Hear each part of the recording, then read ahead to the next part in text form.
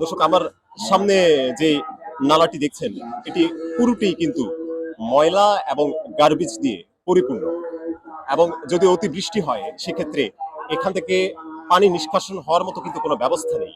তার মানে আমি যে জায়গাটা অবস্থান করছি চট্টগ্রামের একেবারে কেরানীহাট মোড় কিংবা সাতকানিয়া এলাকায়, এখানে কিন্তু অতি বৃষ্টির কারণে বন্যার সৃষ্টি হওয়া সময়ের ব্যাপার। একটি বিষয় জানিয়ে রাখতে চাই যে 2023 সালে কিন্তু এই জায়গাটি বলা যায় একেবারে বন্যার পানিতে তলিয়ে গিয়েছিল। এবং যে কেরানীহাট মোড় কিংবা সাতকানিয়া এলাকার যে কেরানীহাট মোড় রয়েছে, পুরোটি কিন্তু পানির নিচেই ছিল। কিন্তু দুঃখের বিষয় হলো সেই বন্যা থেকে কিন্তু এখানকার মানুষজন কিংবা এখানকার জনপ্রতিনিধিরা এখনো শিক্ষা নিতে পারেনি। অন্তত সড়কের পাশে যে নালাটি, প্রধান সড়কের পাশেই মূলত যে নালাটি, সেটিতে যে পরিপূর্ণ ময়লা বা গার্বেজ দেখা যাচ্ছে, সেটি থেকে নিশ্চিতভাবে বলা যায় যে 2023 সালের সেই বন্যা থেকে মানুষ শিক্ষা নিতে পারেনি।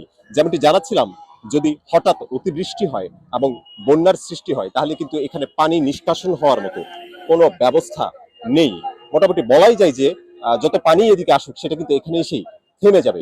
যেমনটি আমি একটু দেখানোর চেষ্টা করব, সামনের অংশটিতে যেখান দিয়ে মূলত সব পানি দ্রুত নিষ্কাশন হওয়ার কথা, সেই জায়গাটি কিন্তু পরিপূর্ণ, একেবারে পরিপূর্ণ ময়লা দিয়ে। এবং নিশ্চিতভাবে বলা যায় এখানে যদি পানির ঢল আসে সেটি কিন্তু এখানে এসেই আটকে যাবে। এবং 2023 সালের বন্যা থেকে কিন্তু শিক্ষা না নেওয়ার যে ব্যাপারটি, সেটা কিন্তু এখানে একেবারেই স্পষ্টই। এবং এখানকার যারা জনপ্রতিনিধি আছে কিংবা এখানকার যারা ব্যবসায়ী আছেন কিংবা আশেপাশের লোকজন আছে, তাদের সাথেও একটু কথা বলার চেষ্টা করবো, আমি জানার চেষ্টা করব যে মূলত তারা কি ভাবছেন এই ব্যাপারগুলো নিয়ে। ভাই, আপনি একটু বলবেন যে এখানে এই যে নালা 2023 সালে একটা বন্যা হয়েছিল, যদি আবার অতিবৃষ্টি হয় কি অবস্থা হতে পারে? এর চেয়ে আরো বেশি হবে। আমরা যদি পরিষ্কার পরিচ্ছন্ন যদি আমরা যদি নিজেরা না না নিই, তাহলে আর আমাদেরকে কে দিবে? নিজেদের থেকে তো সবকিছু শিখতে হবে, জানতে হবে। নিজে পরিষ্কার রাখলে না আরেকজনে বলতে পারবে না আমাকে কোনো একটা কথা। তো আমি একটা দোকানদার, আমি যদি আমার দোকানটা যদি সামনে যদি পরিষ্কার না রাখি, অপরিষ্কার রাখি, আমার দোকানে কি কাস্টমার আসবে? কোনো তো কাস্টমার আসবে না। এবং কি পাবলিকও তো আমাকে বলবে যে এই দোকানের সামনে কত ময়লা। এমনিতে এটা একটা প্রধান নালা, সড়কের পাশে মনে হয় যে পানি দিক দিয়ে নিষ্কাশন বাদ যেতে পারবে। যেতে তো পারবে না, সব আটকে গেছে না না ময়লার জন্য। দেখেন এখানে সব চা পাতা, কলা সবকিছু, এর দোকানদাররাই তো সবকিছু ফেলতেছে, এটা তো পরিষ্কার রাখার দরকার।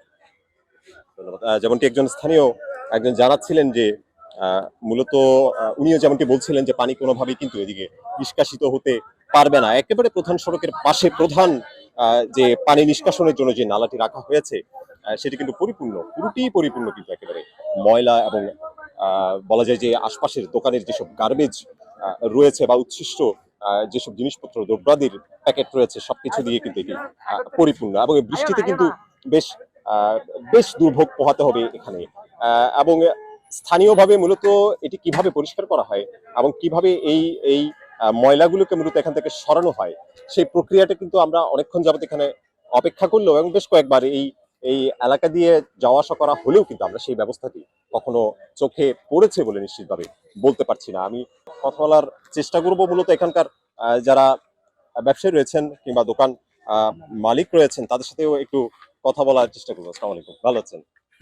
এই এই 2023-এ একটা বেশ বন্যা হয়েছিল, এখানে ডুবে গিয়েছিল। আপনাদের সামনের নালাটা দেখে মনে হচ্ছে মানে এরকম বৃষ্টি হলে জি, কি জি। অবস্থা হতে পারে বা আপনার কি মনে হয়? না, এটা নালা হচ্ছে আপনার পাবলিক প্লেস, তো এটা ওপেন। এটাতে যদি একটা মেইনটেন্যান্স সিস্টেম করা যেত, যেমন আপনার যদি ঢাকনা সিস্টেম করা যেত, তাহলে মানুষ ফেলতো না ময়লাগুলো। এখন আপনার যে যে এমনি আসে সে ওখানে ফেলে দেয় এমনি কি মনে ময়লাগুলো। হয় অতি বৃষ্টি হলে কি হতে পারে?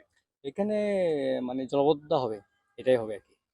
এটা আশা করি সবাই ময়লাগুলো পরিষ্কার করে ফেলবে।